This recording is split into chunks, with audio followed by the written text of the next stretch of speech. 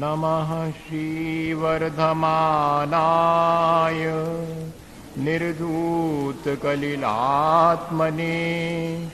सालोकानां त्रिलोकानां यद्विद्यादर्पणायते। बोले भगवान महावीर स्वामी की, आचार्य कुंद कुंद स्वामी की, आचार्य समंतभद्र स्वामी की, आचार्य गुरुवर विद्यासागर मुनि महाराज की,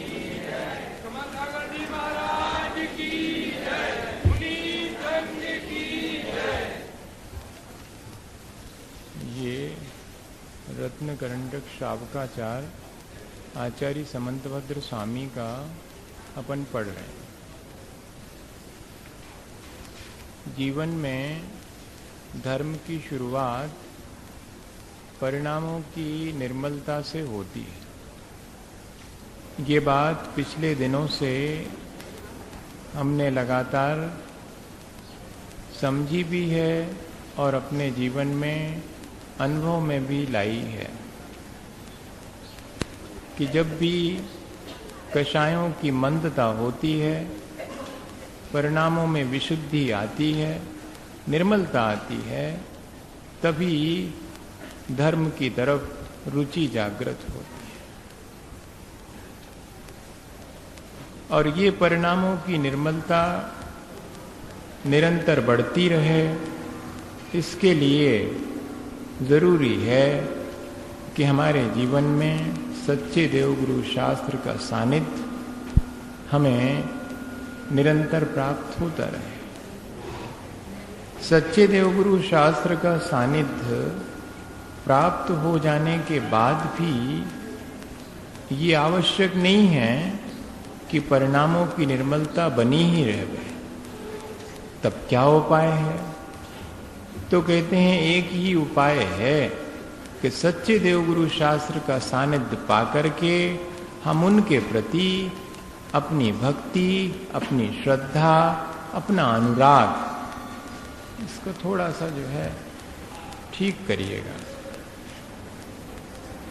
अपना अनुराग उनके प्रति बनाए रखें, क्योंकि सच्चे देवगुरु शास्त्र का सानिध्य तो सबको समान रूप से मिल जाता है, लेकिन उसका लाभ उसे ही हो पाता है जो सच्चे देवगुरु शास्त्र के प्रति अपने को समर्पित करता है। और समर्पण तो अनुरागवश ही होता है। उनका जैसा स्वरूप कहा है वैसा स्वरूप दिखाई पड़ने पर मन में सहज ही हमारे वो अनुराग उत्पन्न होता है, धर्मानुराग या भावानुराग, और उसी के द्वारा हमारे जीवन में फिर निर्मलता आना शुरू होती है। सच्चे देवगुरु शास्त्र के सानिध्य में सबसे पहले तो हमारा प्रयास अपनी दृष्टि को निर्मल करने का होना चाहिए। दृष्टि की निर्मलता क्या है भैया? तो जो जिस तत्व का जैसा स्वरूप भगवान ने कहा वैसा ही स्वरूप है, ऐसा हमारी दृष्टि में आना चाहिए। जीव का जो स्वरूप कहा, अजीव का जो स्वरूप कहा, आश्रय और बंध का जो स्वरूप कहा, और वे आश्रय और बंध संसार के कारण हैं, ऐसा कहा। संवर निर्जरा ये हमारे मोक्ष के लिए कारण हैं, और मोक्ष तो प्राप्तव्य है, वो तो हमारे लिए प्राप्त करने योग्य चीज है। इस तरह सातों तत्वों के बारे में जैसा स्वरूप कहा वैसा भीतर श्रद्धान में आना चाहिए, और फिर उस सातों तत्वों के जैसे स्वरूप को कहा उसका ज्ञान भी होना चाहिए, उतना उसका विचार भी हमारे अंदर होना चाहिए। धर्म और अधर्म क्या है, ग्राह्य और अग्राह्य क्या है, करनी और अकरनी क्या है, क्या करने योग्य है, क्या करने योग्य नहीं है, जिसको अपन अपनी भाषा में कहते कि भाई हे और उपादेय का विवेक होना, इसी को कहते आपा पर का भेद विज्ञान होना चाहिए। मैं जीव हूं तो मेरा स्वभाव क्या है और मुझसे जो पर पदार्थ हैं उनका अपना स्वभाव क्या है। ऐसा तो नहीं कि मैं उन दोनों के स्वभाव को अलग अलग नहीं कर पाता हूं, एक दूसरे में मिला देता हूं, तो ये तो मेरे दृष्टि की निर्मलता नहीं कहलाएगी। कम से कम हमारे श्रद्धान में तो ये बात आनी चाहिए कि जीव जुदा पुद्गल जुदा। ये यहां से दृष्टि निर्मल होती और यहीं से जो है परिणामों में निर्मलता आती है। बिना इसके हम परिणाम में निर्मलता ला नहीं सकते हैं। मन वचन काया के जो योग है उसमें तो हमारे निर्मलता हम ला सकते, लेकिन जो अंतरंग में उपयोग है, जो चेतनात्मक है, उस उपयोग को निर्मल करना हमारा उद्देश्य है। मन वचन काया की जो क्रिया है उसको तो हम शुभ बना लेते हैं, लेकिन मन वचन काया की क्रिया के शुभपने के साथ साथ में अंतरंग के परिणामों का शुभपना होना, ये हमारा प्राप्तव्य है। सो सबसे पहले तो मन वचन काया की क्रिया ही शुभ बनाते हैं भैया, और वो जब मन वचन काया की क्रिया शुभ हो जाती है तब थोड़ा अपनी आत्मा की तरफ ध्यान जाता है, तब जाकर के और हमें अपने आत्मा का बोध होता है, हमें अपने आत्म स्वरूप का श्रद्धान होता है, तब जाकर के उपयोग में निर्मलता आती है। तो जैसे ही हमारे उपयोग में निर्मलता आई, अंधकार हट गया, तो कहते मुंह तिमरापहरणी दर्शन लाभात अवाप्त संज्ञान। जैसे ही हमारा मोह का अंधकार हटा, हमारे जीवन में ज्ञान का प्रकाश तुरंत आ जाता है। अलग से हमें ज्ञान प्राप्ति के लिए अलग से उपाय नहीं करना पड़ता है। देखो, श्रद्धा के लिए तो उपाय करना है कि सच्चे देवगुरु शास्त्र का सानिध्य पाना पड़ेगा और अपने अहंकार को तोड़ करके उनके चरणों में बैठना पड़ेगा। उनके प्रति अपनी श्रद्धा और भक्ति भीतर से उमड़ना चाहिए, इतना तो करना पड़ेगा। ज्ञान तो जैसे ही सम्यक दर्शन हुआ सो सारा ज्ञान निर्मल हो जाता है, और तब उसके बाद जैसे ही ज्ञान होता है तो ये मालूम पड़ने लगता कि अरे, जो मैं राग द्वेष करता हूं, सुबह से शाम तक अपने पराये का भेद करता रहता हूं, सो इससे तो मेरी ही क्षति है। मैं क्या करूं इस राग द्वेष को कम करने के लिए, क्योंकि वो मेरा स्वभाव नहीं है। अपने स्वभाव का भान हो जाने पर जो चीज अपनी है उसके बारे में मालूम पड़ जावे भैया, तो व्यवहार बदल जाता है। क्या हुआ एक बार कि एक राजकुमार नाराज हो करके अपने पिता से और चला गया। ऐसी स्थिति बनी, कर्म का ऐसा संयोग बना कि वो भिखारी हो गया। भीख मांगने की नौबत आ गई और वो भीख मांगने भी लगा। था वो एक समय राजकुमार, लेकिन ऐसे दिन आए कि वो भीख मांगने लगा।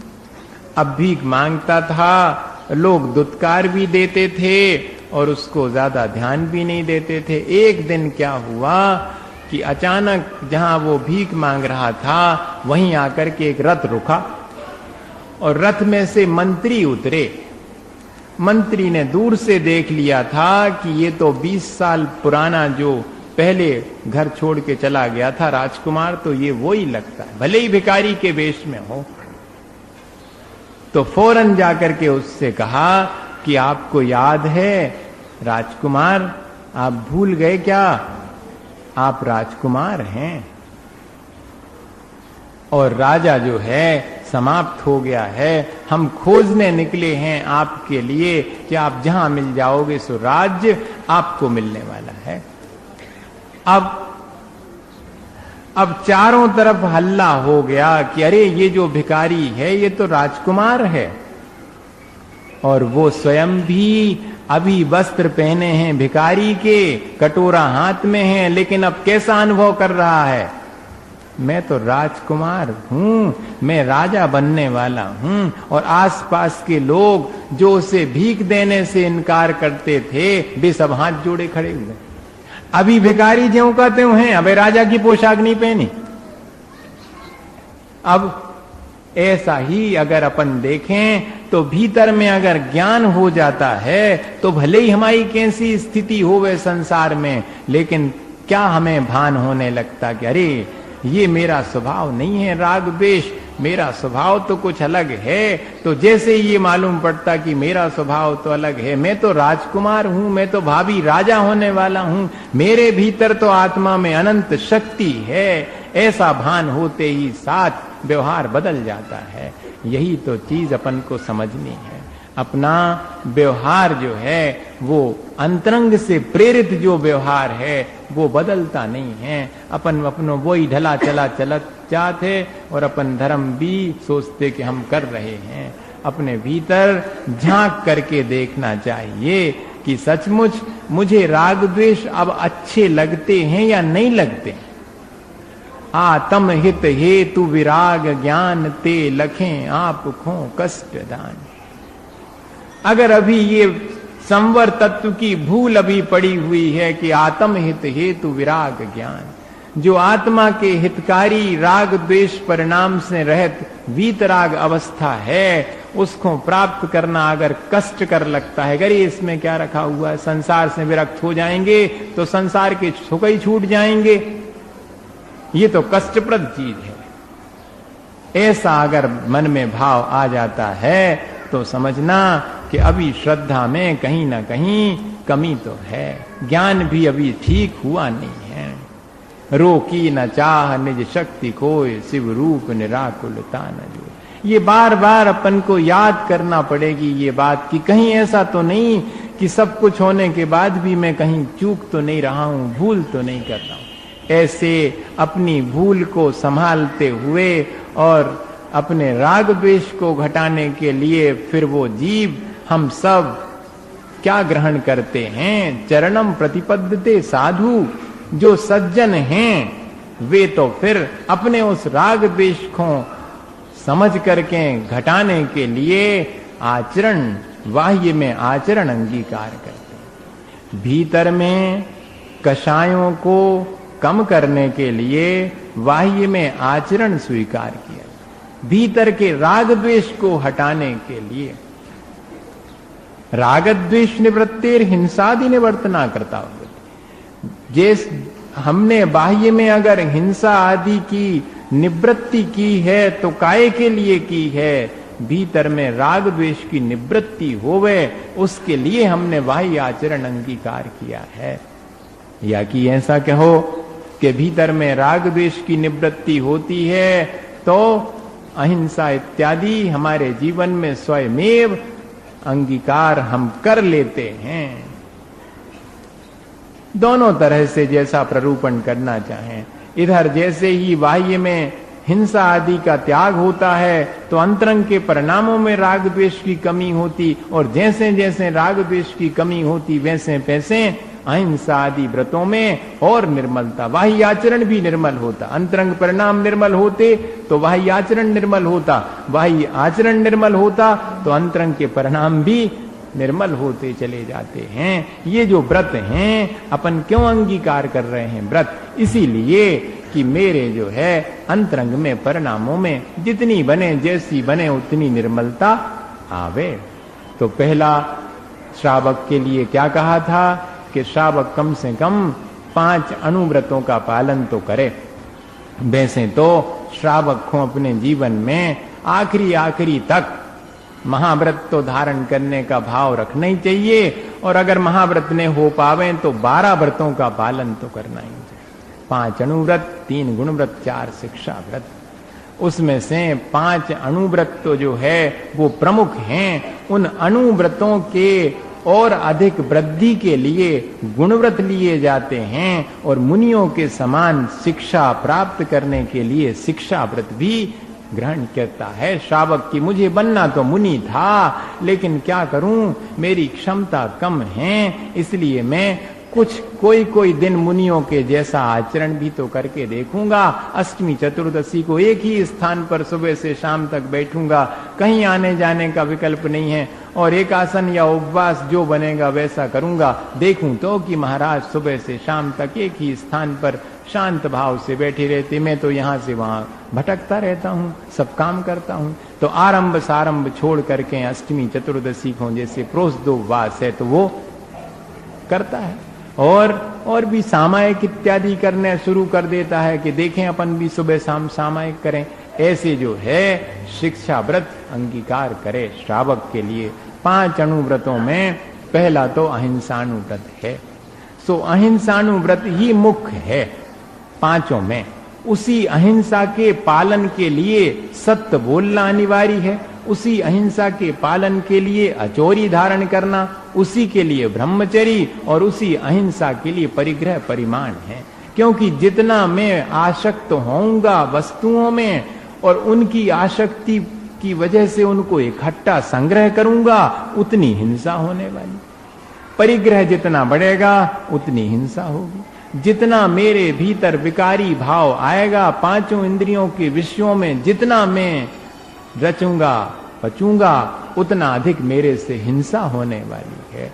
मैं दूसरे के धन को जो मेरा नहीं है उसे हड़प लूंगा, तब भी हिंसा ही है, क्योंकि दूसरे के परिणामों को संक्लेश पहुंचेगा। तो मैं चोरी से भी बचता हूं उसी अहिंसा के लिए। मैं झूठ बोलूंगा तो मेरे परिणाम बिगड़ेंगे और उस झूठ से दूसरे का भी घात होगा। उस घात से बचने के लिए ही तो सत्य बोलूं। तो देखो 5 अणुव्रत काहे के लिए हैं? मुख्य रूप से तो अहिंसा के लिए ही हैं। हमारे यहाँ पर अगर कोई पूछता है कि हमारा पूरा जैनाचार किस बात पर टिका है, नींव में क्या है, तो पूरे जैनाचार्य की नींव में अहिंसा है। वाणी में भी है, मन में भी है और कर्म में भी अहिंसा है। जो भी करें हमारी दृष्टि अहिंसा की, जो भी बोलें हमारी दृष्टि अहिंसा की है, जो भी विचार करें भाव अपने करें उनमें भी अहिंसा ही प्रमुख है। अपन ने इसके बारे में अहिंसा के बारे में भी समझा, सत्य के बारे में भी। आज जो है अचोरी के बारे में समझते हैं कि क्या है ये अचोरी, हमारा व्यवहार कैसा होना चाहिए। तो कहते निहितं वा पतितं वा, निहितं वा पतितं वा, सुविस्मृतं वा परस्वमविश्रष्टं, सुविस्मृतं वा परस्वमविश्रष्टं, न हरति यन्न च दत्ते,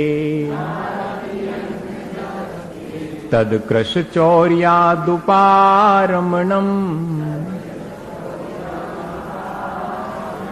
फिर से पढ़ेंगे, निहितं वा पतितं वा, सुविस्मृतं वा परस्वमविश्रष्टं, न हरति यन्न च दत्ते, तद्कृशचौर्यादुपारमणम्।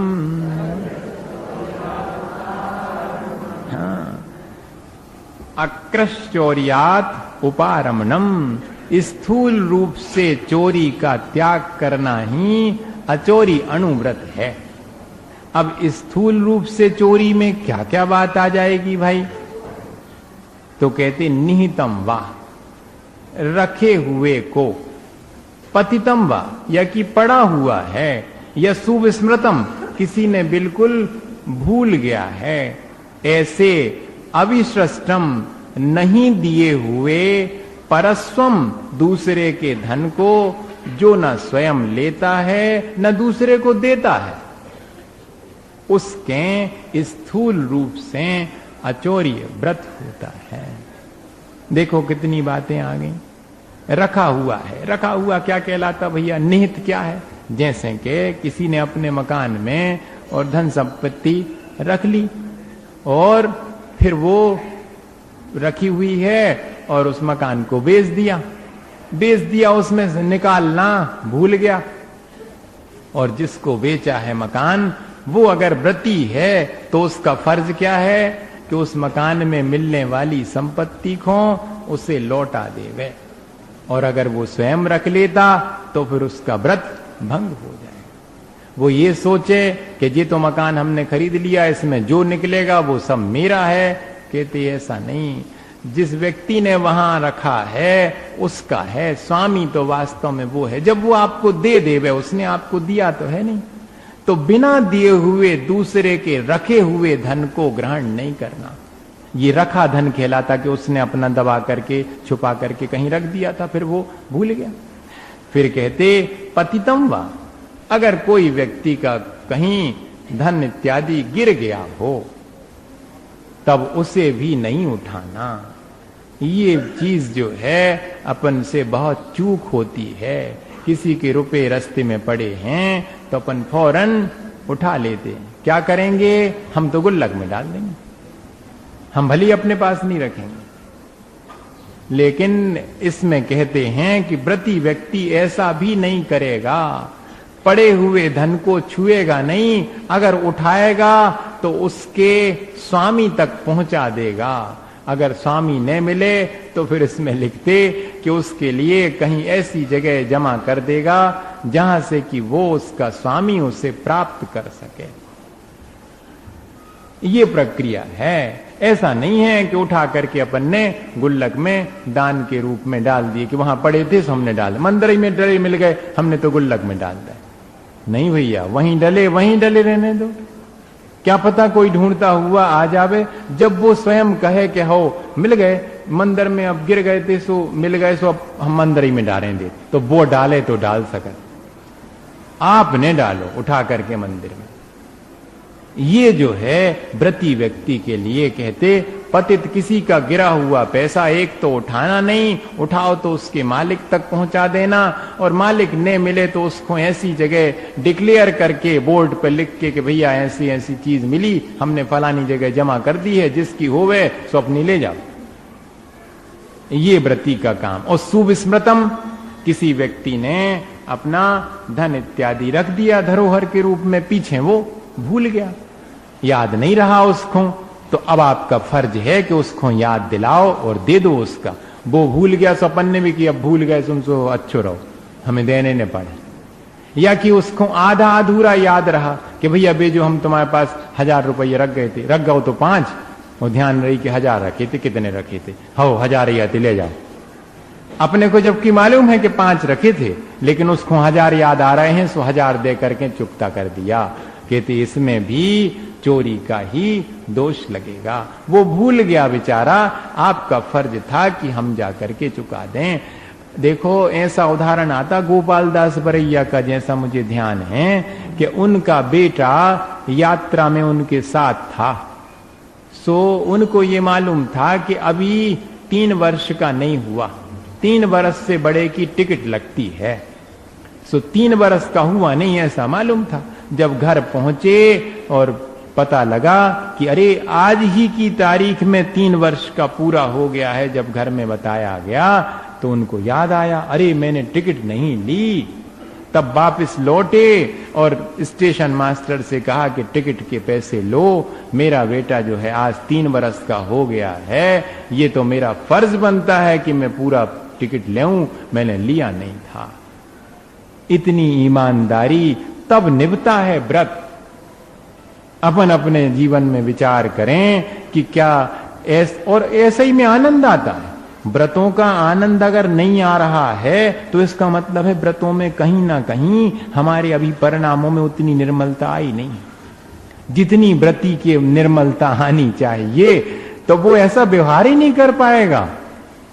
और अगर ऐसा व्यवहार हो जाता है, ठीक है कोई बात नहीं, संस्कार पुराने होने की वजह से मान लो हो भी जाता है ऐसा व्यवहार, तो जल्दी से अपने परिणामों को करी, ये तो मैं क्या कर रहा हूं, दूसरा भूल गया तो मैं क्यों भूलूं, मैं तो उसे जा करके दे दूं कि भैया ये आपकी चीज है। भले ही फिर बाद में वो हमसे कहे कि नहीं भैया आप ही रख लो, ठीक है हम रख लेंगे, लेकिन जब तक उसका स्वामी हमें वो चीज नहीं दे तब तक हम नहीं ग्रहण करेंगे, चाहे वो निहित हो, चाहे पतित हो, या कि विस्मृत चीज हो। तीनों प्रकार की चीज बता दी, निहितम वा पतितम वा सुविस्मृतम।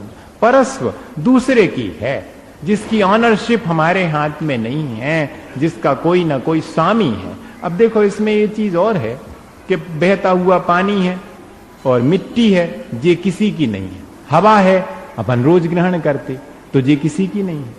पानी बहता हुआ, लेकिन कोई के तो टंकी में भरो धरो हो और आप कहो कि हाँ वो तो हम तो सब ले सकत पानी, या किसी ने खेत में से ला करके एक बोरा मिट्टी अपने घरे रख रखी हो तो फिर बा मिट्टी नहीं ले सकत आप।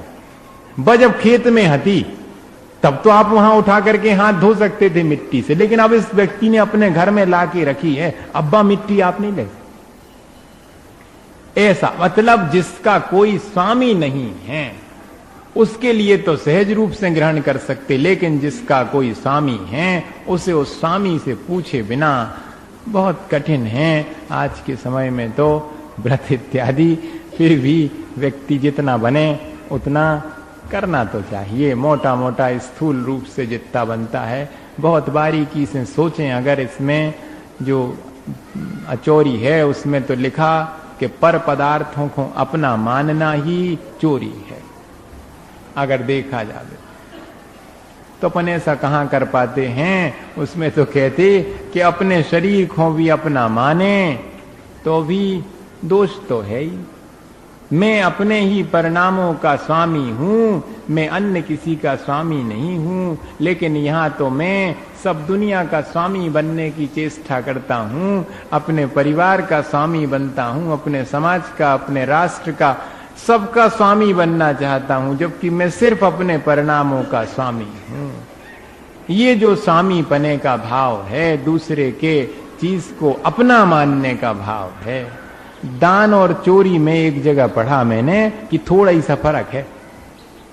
दान में क्या कहते, दान में हम ये विचार करते कि ये हमारा व्यक्ति है सो हम उसे अपना सब कुछ देते, और चोरी में ये चीजें सब हमारी हैं।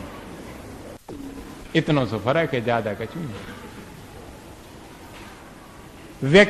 ये मेरा, हमने उसको अपनापन दे दिया सो तो हो गया दान। अब दान काहे के लिए कहते हैं, दान देने की प्रक्रिया में लिखा कि क्यों दान देते हैं, दूसरे को अपना बनाने के लिए हम अपनी चीज देते उसके लिए, ये दान है। और दूसरे की अपनी हड़प ले में तो जई चोरी हो गई। इतना सा दोनों के बीच, दान और चोरी में यहां जरा सा भावों में फर्क आया कि दूसरे की चीज अपनी बनाने का भाव और दूसरे को ही अपना बना लिया, ऐसा कुछ दे करके अपना, तो वो दान कहलाए। इस तरह हम दोनों अपने परिणामों को देखें। व्रती व्यक्ति को हमेशा अपने परिणाम को टटोलते रहना चाहिए, और नहीं ज्यादा दुनिया के बारे में तो ज्यादा नहीं सोचना, कौन क्या कह रहा है इसका भी ज्यादा विचार नहीं करना। अपन अपने भीतर रोज टटोलते रहें कि हमारा मन क्या कह रहा है, हमारा मन कैसा है, किसी भी वस्तु के बारे में, व्यक्ति के बारे में हमारे मन में क्या क्या विचार आते हैं। बहुत जल्दी विचार आ जाते हैं, किसी भी चीज को देख करके उसका स्वामी मैं होता, मैं इसे कैसे अपना लूं, इस चीज को कैसे मुझे मिल जावे, ऐसा मन में विचार आए बिना नहीं रहता दूसरे की वस्तु को। अच्छा, एक चीज और है, जोन चीज अपने पास आ जावे उसका उतना महत्व नहीं दिखाई पड़ता, और जोन चीज दूसरे के पास हो चाहे कैसा हो उसका महत्व ज्यादा दिखाई। जब तक नहीं मिली जब तक उसकी कीमत बहुत मालूम पड़ती, और मिल जावे तो मिल जावे, फिर कछु नहीं, अब तो अपने घर ही धरी। कहो देखे ने बहुत बहुत अच्छी लग रही थी, सो बहुत दिन से मन में थी कि मिल जावे, सो खूब कोशिश करते रहे, मन से बात चीज जाता ही नहीं थी, और फिर ले आए, ले आन के घरे धर ली, तो कहो एक बार देख भी नहीं गो धरी है कि नहीं धरी, धरी है ठीक। बहुत सी चीजें ऐसी होंगी घर में जो जोड़ जोड़ के धरी, सो साल भर में अगर पुताई ने होवे तो भी खिसके लोने होते से भी उताई धरी, अकेली पुताई के समय खिसका देते थे, होते होते पोतला फिर धर दे होते ज्यों की। तो अब भी काम में कछु नहीं आ रही, लेकिन मैं उनका स्वामी हूं। ये जो चीज है वही तो हमारे परिणामों को विकृत करती है। कहते अपने स्वयं की वस्तु के प्रति भी अनुराग है सो ठीक है, वो परिग्रह बढ़ाने के लिए कारण बनेगा, और अगर ऐसी लालसा धीरे धीरे बढ़ती गई तो अब तो अपनी चीज को अपनी मान रहे, ध्यान पराई चीज को भी अपनी मानने का भाव उसी मन में आ जाएगा जिस मन में ये चीज है। क्योंकि मन का कोई भरोसा नहीं है, किस क्षण जो है हमारा मन ही और इन सब चीजों से, पापों से घिर जाता है। इसलिए परिणाम हमेशा तोलते, दिन भर में 2 4 10 बार तो पोंछ पाँच के रख देना चाहिए अपने मन को। थोड़ा खराब वराब होगा उसको एक पोंछा लगा दिया, हाँ ठीक, ये गड़बड़ सड़बड़ हो रहा था विचारों में, फिर ठीक कर लिया, फिर ठीक कर लिया। हाँ, ऐसा व्रती व्यक्ति को तो बहुत आवश्यक है दिन भर 24 घंटे में, क्योंकि परिणाम तो बिगड़ते ही हैं। बाहर की इतनी चकाचौंध है कि परिणाम बिगड़े बिना नहीं रहते, सो बिगड़ जावे, लेकिन हमने सुधार लिए जल्दी से। जो जितनी जल्दी अपने परिणाम संभाल ले भैया वो जीत गया। और अपन ये सोच करके कि अब भी तो हमारे परिणाम ऐसे होंगे ही, कषाय का उदय है, मैं क्या कर सकता हूं, तो फिर जो है व्रत नियम बाह्य में ले करके भी और हम अपने अंतरंग परिणामों को नहीं संभाल पाएंगे। इसलिए अचौर्यानुव्रत के समय यही है कि जो पदार्थ हैं वे सब पर हैं, ठीक है मैंने थोड़े समय के लिए उनको अपना मान लिया है, पर वास्तव में वो मेरे हैं नहीं। ऐसी अंतरंग में श्रद्धा रखना और जितनी चीजों से अपना काम चलता है उतनी अपने पास रख ली, और दूसरे की तो अपन को हड़पने ही नहीं है, जो हमारी है उसी का हम उपयोग करेंगे। दूसरा कोई हमें देगा तो ठीक है हम ले लेंगे, लेकिन बिना दिए नहीं लेंगे। और इसमें अचौर्यानी व्रत के वाले के लिए इनकम टैक्स और सेल टैक्स की चोरी भी नहीं करनी चाहिए। ये बहुत कठिन बात है आज के समय में। अचौर्यानु व्रत तो तभी ठीक ठीक पालन होगा जब हम टैक्स वगैरह पूरा पे करेंगे। वास्तव में देखा जाए तो अब ये बात अलग है कि अभ्यास के रूप में कोई लेता है व्रत और इन चीजों से नहीं बच पाता, वो जुदी बात है, लेकिन वास्तव में देखा जाए तो इन चीजों से भी बचना चाहिए। तभी हमें व्रत का आनंद तो तभी आएगा, नहीं तो खटका तो लगा ही रहता। व्रती भी हो गए, मान लो ले भी लिया, मनो अपन उस इनकम टैक्स जहां भी बात आएगी तो मन में भीतर बुझ सा नहीं जाता मन कि अरे जो तो हम करत हैं, जो तो हमारे ऊ के बिना चलते ही नहीं। तो भीतर भीतर परिणामों में गड़बड़ी तो आई, भले ही ठीक है भाई अब चलता है, सो करना पड़ रहा है, मजबूरी है, कर रहा है व्यक्ति, लेकिन परिणाम तो उतने निर्मल नहीं हो पाएंगे जितने होना चाहिए। इसलिए लिखा कि ये सेल टैक्स, इनकम टैक्स, जो भी टैक्सेशन है वो सब पे करता है तो निर्मल रहता उसका परिणाम। भैया हमने कोई का कुछ किया ही नहीं, हमने तो चोरी इस तरह की की ही नहीं। ऐसा अभ्यास करना चाहिए, तब इन व्रतों का आनंद तो तभी आएगा जब हम उनको जैसा कहा है वैसा पालन करेंगे। अब परिणामों में कैसे हमारे दोष लग सकता है, कौन कौन प्रकार से लग सकता, उसके लिए एक श्लोक और कहते, चौर प्रयोग चौरा,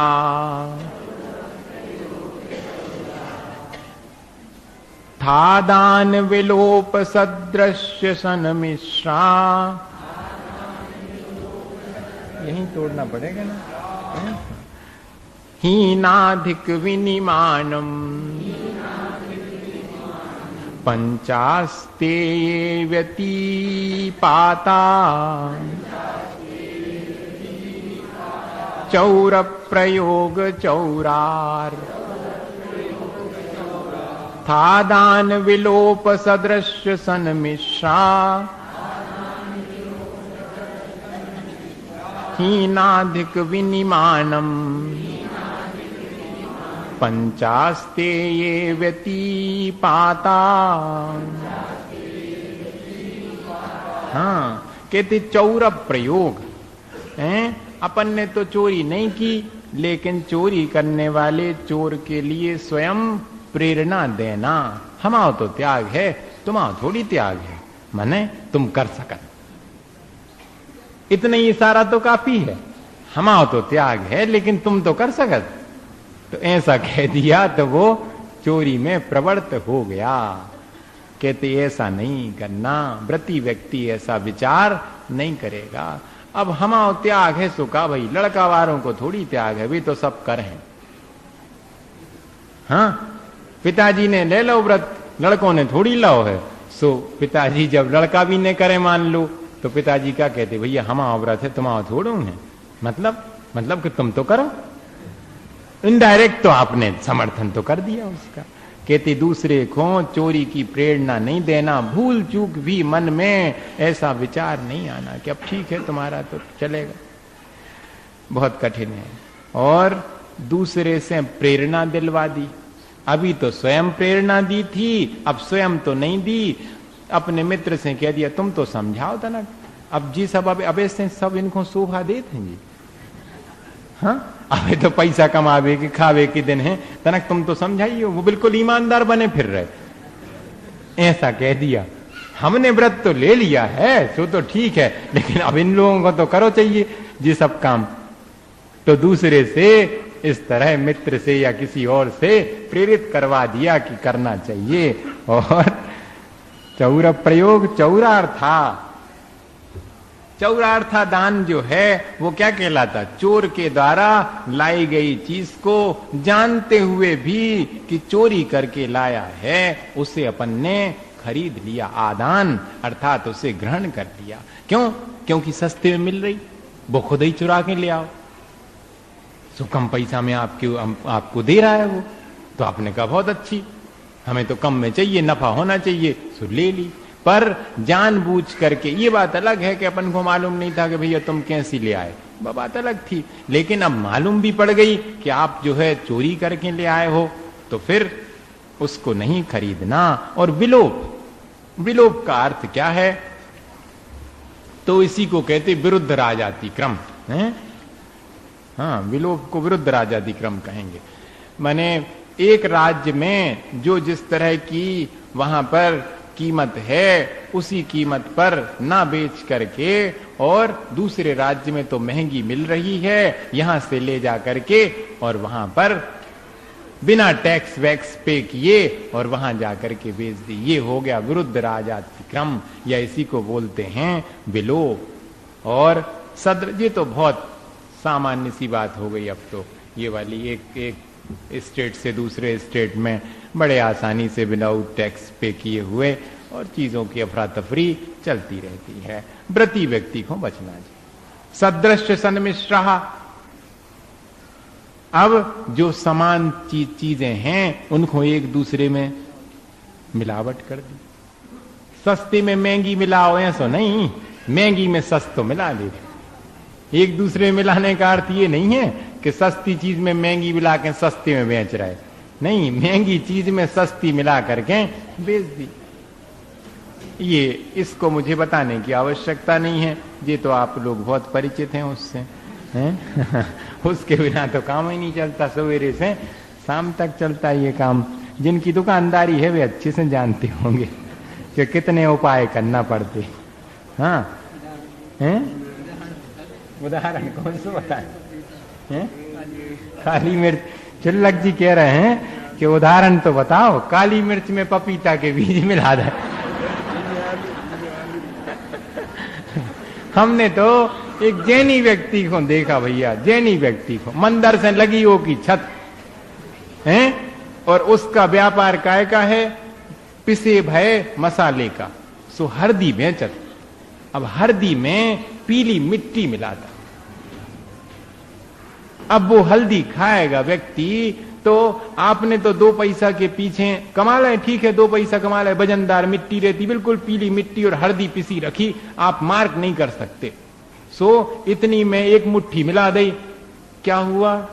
उस व्यक्ति के तो प्राणों का घात हो सकता, आपके तो 2 पैसा की बरकत हो गई और क्या।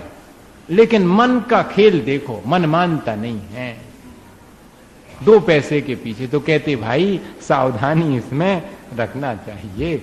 मिलावट जो है, देखो कैसी चर्चा चली थी बहुत पहले, अब तो सामान्य हो गई, घी में चर्बी मिला दी। बहुत पहले मेरठ की घटना थी, वो जैन थे, वो श्वेतांबर जैन, पहली बार, तब कितनी थू थू हुई थी कि अरे कैसा किया इन्होंने। अब ठीक है, अब तो सामान्य सी बात हो गई, चर्बी मिल करके ही आती। मिलावट का जो है समझ, अपने को इससे बचना चाहिए। और हीनाधिक विनिमानम, कमती बढ़ती तौल के जो माप हैं उनको कमती बढ़ती नहीं करना। आचार्य श्री हमेशा कहते कि कमती बढ़ती का उदाहरण छोटी बहू और बड़ी बहू, ऐसा उदाहरण सुनाते। एक व्यक्ति अपने घर में से चिरौंजी बेचत, तो जब उसको कोई चिरौंजी देवे वारो आवे तो वो क्या कहता था? ए बड़ी बहू बांट तो ले आओ। तो बड़ी बहू जो है वो बांट ले, माने बड़ी बहू थी कोई नहीं है, बहू तो एक ही थी, लेकिन अब बड़ी बहू कह दिया मतलब ऐसे बांट ले आओ जो उनसे अपन को सामान न लेने, मतलब कमती तुले, ज्यादा चीज आ जावे और तोल में कम होवे, और जब देने होवे तो कमती माल जावे और ज्यादा तोल आवे, ऐसे बांट उनने रख रखे थे। उसमें करते हैं इस तरह से। अब कैसे करते भैया जी तो आप जानो, हमें इतना ही मालूम कि कमती बढ़ती बांट तोलने के, अब दूसरे को देने का बांट तो कमती, अपने को लेने का बांट तो बढ़ती है। तो 1 किलो को, लेकिन उसमें कुछ ऐसा और ऐड कर दिया कि तोल में तो 1 किलो आ गो सामान 1.25 किलो, और अपन ने जब दई तो उसमें थोड़ी बहुत कम करके, दूसरा तो देख रहा कि 1 किलो को बांट है, मनो वो में चढ़े 900 ग्राम, ठीक ठीक तोलें। तो ऐसा जो है ये सब हीनाधिक विनिमान कहलाता है। इससे मालूम पड़ता है कि परिणामों में लोलुपता बहुत है, या कि गज है, फुट है, इनके नाप में भी तौल माप के दोनों प्रकार के होते, उसमें कमती बेशी कर देते हैं तो भी दोष तो लगता ही है। चोरी में से बचना चाहिए। दूसरे के परिणाम को संक्लेश होता और अपने परिणाम को भी संक्लेश हो। ऐसा नहीं है कि चोरी करने से अकेले दूसरे के परिणाम ही कलुषित होते हैं, अपने परिणाम भी कलुषित होते। दूसरे की संपत्ति को हमने अगर चोरी करने का भाव किया तो परिणाम तो अपने बिगड़ ही गए। इसलिए ये व्रत, अनुव्रत भी श्रावक को अपने जीवन में अंगीकार करके इनका निर्दोष रूप से पालन करने का प्रयास करना चाहिए। इसी भावना के साथ बोले आचार्य गुरु और विद्यासागर मुनि।